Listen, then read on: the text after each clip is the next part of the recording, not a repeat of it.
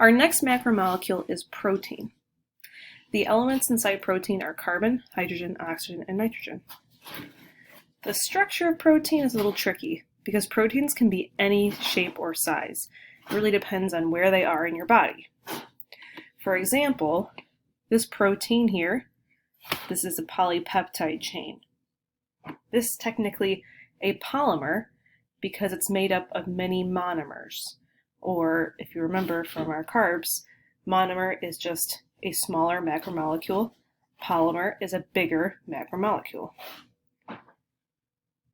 The amino acids are monomers. They make up the bigger protein chains, in this case the polypeptide. Let's look at some functions of proteins. Now, I don't expect you to remember every single word on this document here.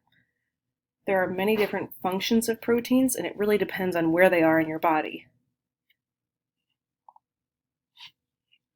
Here's just a simple table to help us kind of get a general idea of what the functions are for some proteins.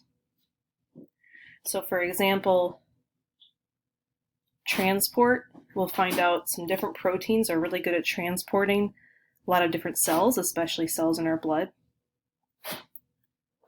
Regulation, our bodies use proteins to regulate adrenaline.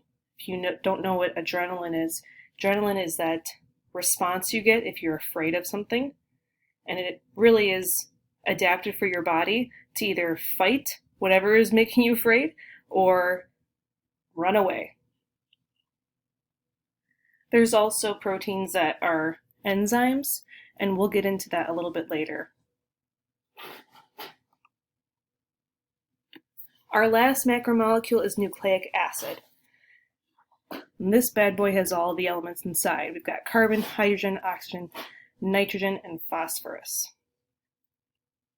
So the simple structure, the monomer structure, looks like this. Almost looks like a bird if you want to think of the phosphorus as a head and nitrogen base as a tail. This is called a nucleotide. And many nucleotides will make up DNA or RNA.